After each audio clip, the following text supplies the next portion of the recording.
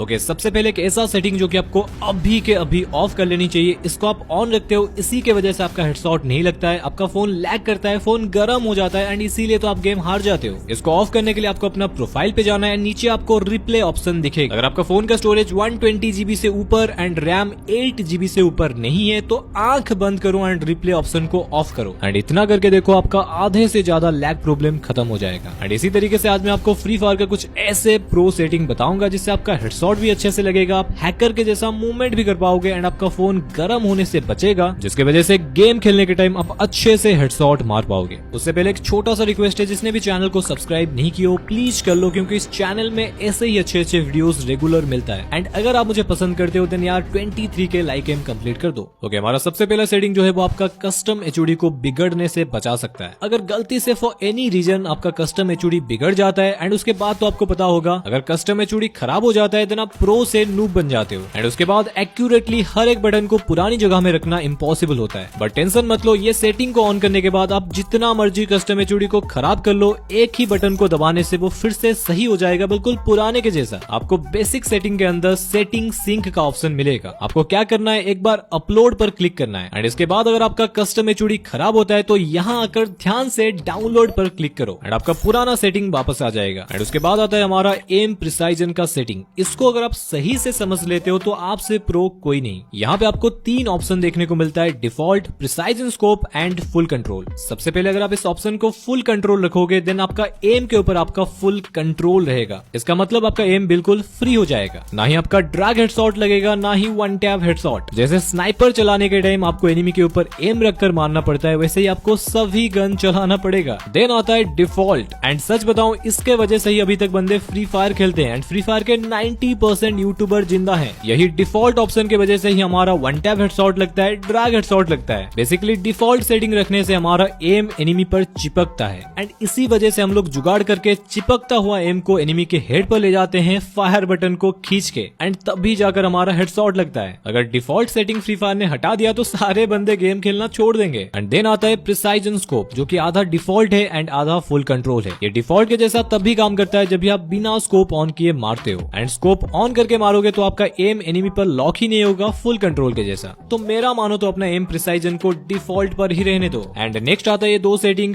Quick weapon switch and quick reload switch. पहले तो quick reload switch को of ही रखो क्योंकि इसका कोई काम ही नहीं है, बेकार में स्क्रीन को फुल मत करो। इसको ऑन करने से स्क्रीन पर ऐसा ऑप्शन दिखेगा जिसको दबाने से गन रिलोड होता है, बट आप सिंपल गन पर क्लिक करके ये चीज कर सकते हो। एंड बात करें क्विक वेपन स्विच की, ये सेटिंग आपके लिए बेस्ट हो सकता है अगर, आई रिपीट, अगर आप 3 फिंगर प्लेयर हो या फिर 4 फिंगर में खेलते हो, उससे आपका मूवमेंट स्पीड थोड़ा बढ़ जाता है। नहीं तो आप मेरे जैसा ऑफ भी रख सकते हो। ओके, हमारा नेक्स्ट सेटिंग जो है आप उसको गलती से गलत सेट करते हो।